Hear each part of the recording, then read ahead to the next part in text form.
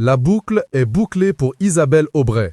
Ce dimanche 19 mars 2023, l'artiste aujourd'hui âgée de 84 ans a en effet tiré sa révérence dans sa ville natale, Marquette-les-Lilles, dans une salle de spectacle qui porte son nom depuis bientôt 3 ans. Une symbolique très forte pour ce dernier concert, donné 61 ans, jour pour jour, après sa victoire au concours de l'Eurovision, avec son titre « Un premier amour ». « Je veux m'en aller comme je suis venu, discrètement », a confié celle qui vient tout juste de clôturer une tournée d'adieu avant que le rideau ne s'ouvre ce dimanche 19 mars.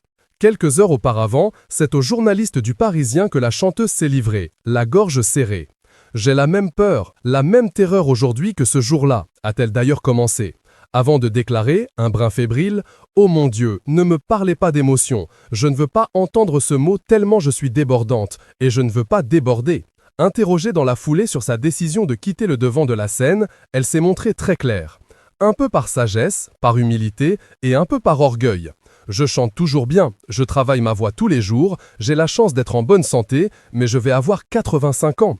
Et je ne veux pas qu'on me regarde en disant « Mon Dieu, elle est fatiguée ». Je suis la messagère de mes auteurs et je dois être à la hauteur du message. De Brel, Brassens, Ferrat, Aragon, Lemesle, Chelon, ce doit être parfait.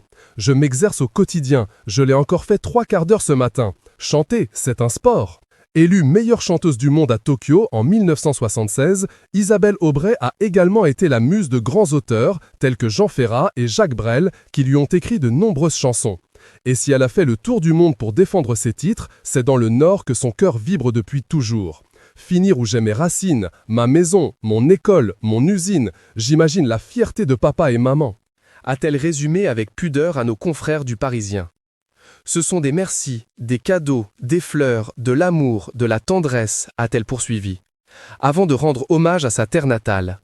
C'est merveilleux après tant d'années de carrière de retrouver des gens qui amènent leurs enfants, leurs petits-enfants et qui sont heureux de venir me dire au revoir. Et mes petites copines de classe, mes copines d'usine, qui ont partagé mes rêves et que j'ai eu la chance de réaliser. D'une certaine manière, je les représente et je suis contente qu'elles soient fières de moi.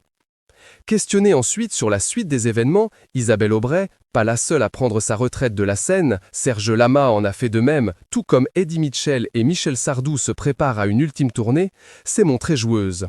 « Rassurez-vous, je ne vais pas m'endormir », a-t-elle d'abord répondu rieuse. « Je vais faire un disque à partir de mon livre « C'est beau la vie », sorti en 2011, avec des lectures et des chansons que le public n'a pas entendues, qui sont passées à l'as, a-t-elle révélé. Avant de terminer, je ferai ce disque comme je vous parle, ce sera vivant et joyeux.